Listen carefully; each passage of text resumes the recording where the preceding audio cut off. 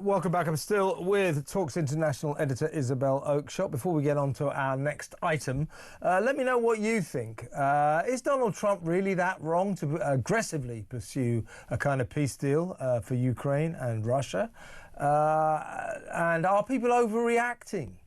Because these are early days. Where do you stand on this? I mean, do you want this war to go on forever? It seems like the European leaders kind of do.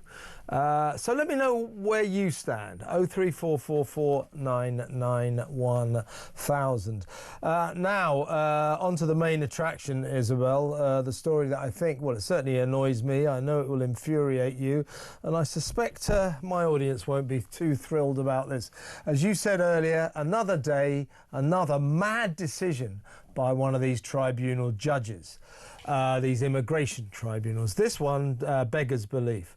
A Sudanese asylum seeker who is actually estimated to be 23, at least. He's got a receding hairline, so he's bald. He has thick facial hair and has crow's feet, wrinkles on his eye, a wrinkled forehead and a very broad chest. And the Home Office... You and me at this point. Yeah. The Home Office swiftly decided, after this guy illegally crossed the channel and claimed asylum as a child, that he wasn't a child. So, of course, in the manner of these things, his lawyers that we're paying for appealed. And the tribunal judge ruled... No, the Home Office is wrong here. This guy, this bald guy with a thick facial hair and lots of wrinkles all over his face is indeed a child, and now his asylum application will proceed as such. So he will be treated as a minor. Now, a minor on his own, he's almost certain to be allowed to stay. What the hell is going on here? Because we always demonise, or often demonise, the Home Office. Oh, they're useless, not fit for purpose. You know, they favour the asylum seekers all the time. But to be fair, all of these cases that we talk about, they always involve the Home Office saying, no, deport this person. That person is not a child. Then the Home Office decision gets appealed against. It goes to a tribunal judge who always finds against the Home Office. So the Home Office is not to blame here. It's another mad moron of a tribunal immigration judge. What the hell is going on? I just want to see a picture of this so-called child, but of course we don't get to see a picture because their identity is protected, not least as they're apparently a so-called minor. I mean, it's ironic, Kev, because I think we were talking about these cases actually only last night, and I was mentioning towards the end of one of our discussions that this is one of the great scams that is so expensive, in particular for local authorities, that end up, you know, where asylum seekers are distributed to different parts of the country. Local authorities have to make particular arrangements for so-called unaccompanied minors, and on many occasions the authorities are pretty convinced that these so-called under 16s or under 18s are actually nothing of the sort. Yeah. And yet they've got to jump through all sorts of hoops to give them special accommodation, and, you know, I'm not kidding you, Ofsted registered special educational settings with staff to pupil ratios, even though these young men are quite patently in their 20s. And on the advice of lawyers who I don't know how they can look themselves in the eye, on the advice of these lawyers, these young men refuse to cooperate with giving the kind of DNA or evidence, I think, that's quite often weirdly taken from the palm of their hand. They refuse to cooperate with that, thus costing the taxpayer ever greater sums of money as more hoops have to be jumped through to prove that what age they are or they aren't. And as you say, inevitably it ends up with some idiotic judge saying, well, you know, I'm sure this person really can't possibly be making it up, and, you know, well, let them. Yeah, he's bald. He's bald. He's bald. He's got grey hair. He's got wrinkles all over his face, but he's only 16 because he had a very hard life. Yeah, right. And by the way, Isabel, the local authority, the local council, lumbered with looking after this alleged child, has been stuck with his legal bills amounting now, so far, to more than £30,000. So in the end, that's the poor people who live in this area are paying that through their council tax. So isn't that special? Now, same kind of story here.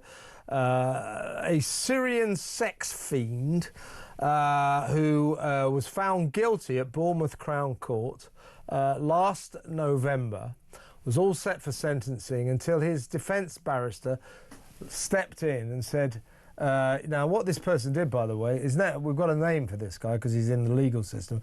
His name is Hassan Abu Haile. He's 39 years old and he was found guilty of sexually assaulting a 19-year-old girl in Dorset. Just as he was about to be sentenced, one would assume, hopefully, a custodial sentence, in stepped his barrister who said, no, wait a minute. According to the European Convention on Human Rights, you cannot put my client in prison. Article 3, I do believe.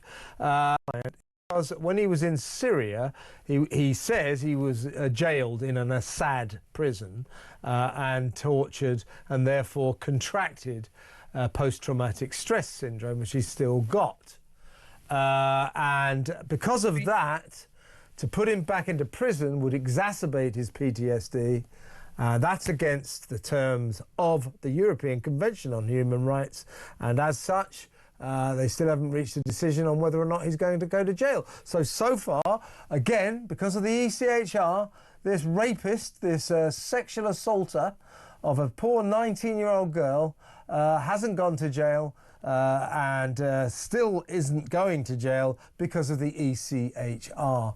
This is getting out of control, isn't it?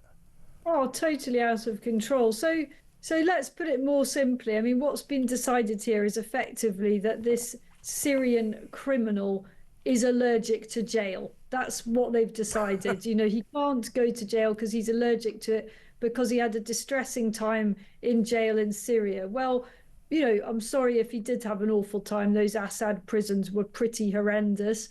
Doubt they've got much better under any new regime in Syria. Jail generally in most countries isn't that nice a place to be.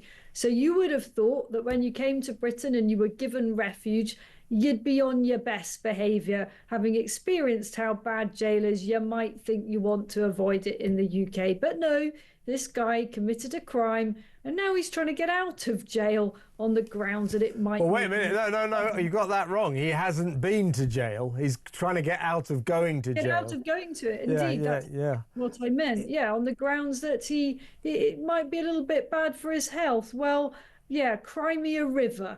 I don't even know why we're even contemplating giving this the time of day. You know, we have got to come out of the ECHR, and it is so disappointing that in 14 years of Conservative government, where successive Tory leadership candidates kept on saying things like they were prepared to consider coming out of the ECHR, none of them ever had the balls to do it. Yeah. And look where we are now. Yeah, and Kemi Badenoch doesn't want to leave it either. So, well, good luck to her. I very much doubt she's going to be in position she's in at the next election. I can't tell you how many Tories are talking about her being gone by potentially even the end of the summer, even if she lasts that long. I mean, this is really already quite serious for Kemi Badenoch. Well, I had Andrea Jenkins on last night, of course, former Tory grandee, really, Dame Andrea Jenkins, who's switched to Reform. And she echoed exactly what you just said. She said, you know, I know a lot of Tory MPs. She said, you won't believe what they're saying about her. I said, I think I probably will. They have had enough with her. She's just, I mean, I hesitate to be nasty about her, but, you know, let's call it what it is. She's just no good. She's no good at this job. She does it. And you know, it just is never going to work. Just simply repeating 8 times in every speech that the Tory party is under new management. It's all she ever says. She's weakened Prime Minister's questions. She's allowed 5 Reform MPs to absolutely steal a march on her. You know, just a small group of them that managed to absolutely control and steal the agenda in a way that, with her, all her many troops, much decimated as they are, she ought to be able to do.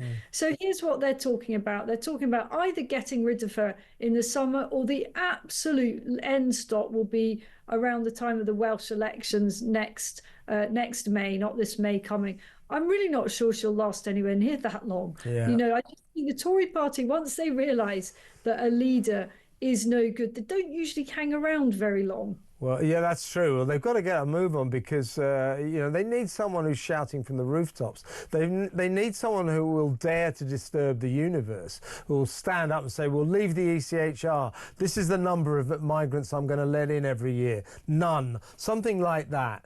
Yeah. But with her, she's one of those politicians who loves to tell us simpletons in public life, oh, well, it's a little bit more complicated than you understand. That's what she says about the ECHR. It's not far serious more, enough. it's far, yeah, we're not serious people, and we don't understand that leaving the ECHR is far more complex than we believe it is. Well, when politicians say something, it's far more complex. What it means is it's not complex. It's really easy, but they don't really get it.